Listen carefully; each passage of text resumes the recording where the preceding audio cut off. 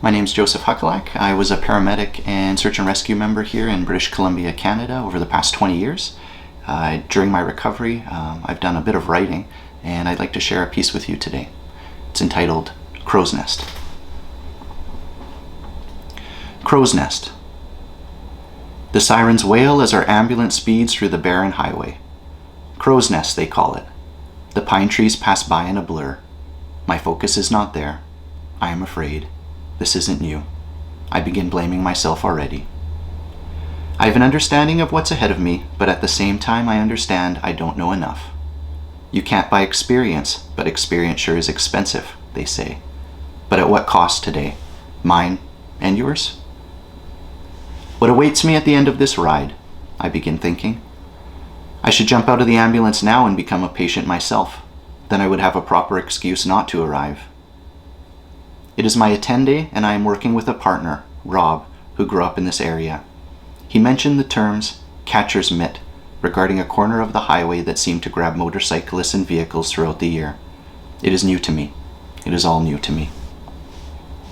We don't speak much. We are both focused, or maybe just afraid. I feel alone. Do you? Is this normal? Why can't I focus? These unspoken words ring through my mind now like a great bell of awakening. We aren't certain of the exact location as we approach, nor what we will find, but as the minutes pass by, we see, in the distance, bystanders waving us in. The ambulance becomes quiet now. This barren highway is so remote. It feels cold. You are laying on the shoulder, looking up with your riding helmet still on. You're moving a lot. I like this. You haven't died. Yet. I collect a quick story from the people there and find that you are all alone. I know little more. I don't want you to feel this way, alone. I am here. Enough of that now. It is time to work like I've never worked before. I am not here to feel. I am unsure now if I am even here to care, as this would get in the way. To feel? To have emotion for you? How dare I? I am here to find solutions and to mitigate your suffering. I understand this deeply and practice it like one puts on a shirt. No thought is needed, only, what color today? You called me because you couldn't handle what today brings. Who is to say I will be able to shoulder what today has befallen you?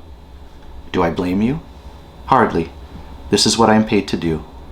And sadly, this is one of the few pieces of recognition my employer grants me. Our silent trade. Our unwritten agreement. While the elephant dances before us. I think I can hear some skeletons too. Can you? I can hear them now, louder than ever before. We check over your body and remove your helmet. Your eyes are shining in the daylight. Was this your last bike ride? Do you have a family? I ask you to remain calm, and in doing so, I realize that I begin to ask myself permission to do the same. I am scared.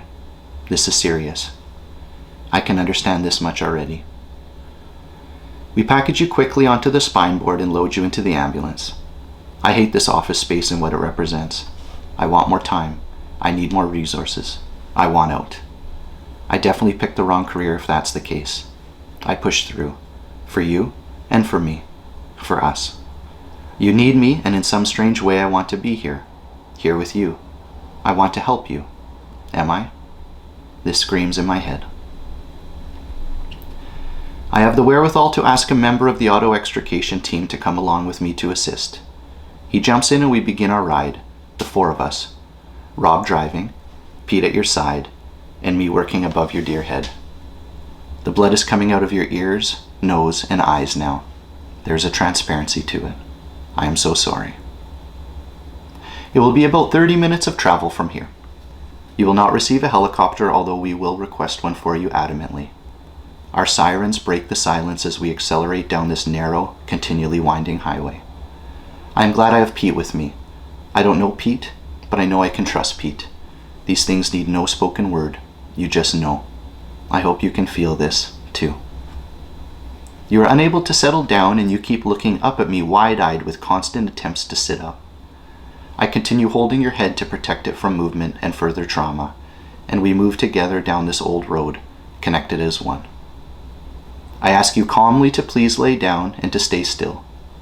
And you start yelling at me. Help him out! Help him out! Why aren't you helping him out? I am confused. I am doing all that I can at the moment. This makes little sense. We go back and forth like this, with me trying to verbally sedate you, while you continue to advocate for someone who wasn't there. I will keep you in my arms for those 30 minutes. Our conversation never ceases, and now we walk together. Though we have never met in person after our day on that desolate highway, my time spent with you has changed my life. I can still see you. I can still hear you. I am still holding you. May I let you go? You are not alone.